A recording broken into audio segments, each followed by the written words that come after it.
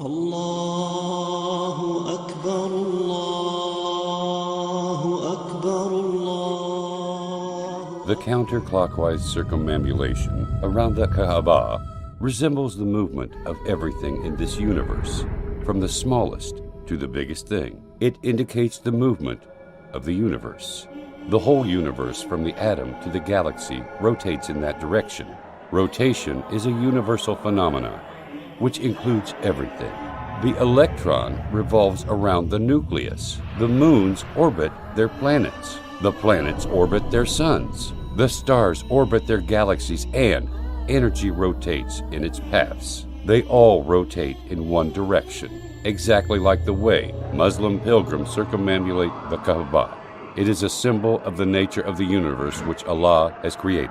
Circumambulation is the nature which Allah, the only one, the all-inclusive, has created in this universe. When the pace of life accelerates, running after money, exchange rates, body needs, the soul starts to feel hungry as the human forgets his humanity. Yet the indicator of needs does not give you a chance to breathe. Your heart has become a piece of muscle to pump blood. What about the feelings, spiritualities? The money crushes all that. Regardless of the number of times you heard someone saying, you need a vacation, but you cannot stop. You may turn into a workaholic or a gear wheel in a giant machine of life. At this time, you need to remember the other side of yourself, your soul.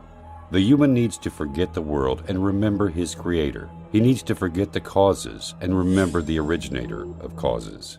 He needs to regain his uncontaminated humanity that Allah has created. He needs to remember his main battle with Satan.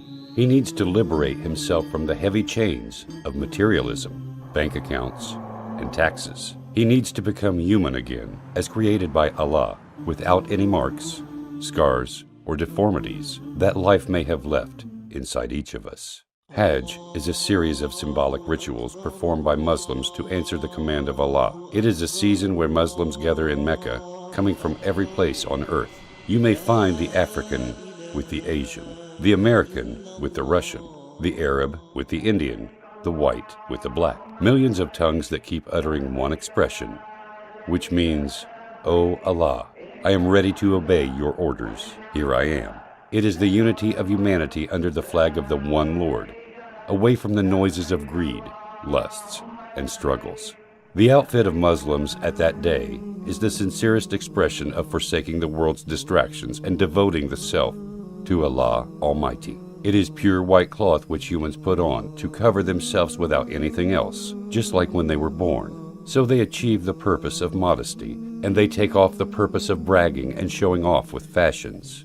Admittance to Allah needs to remove all the means of bragging, arrogance, and ornaments. What is really astonishing is that the white cloth is the same kind of covering defined and worn by anyone who wanted to give the message of abstinence and avoidance of the worldly pleasures, even by the non-Muslims.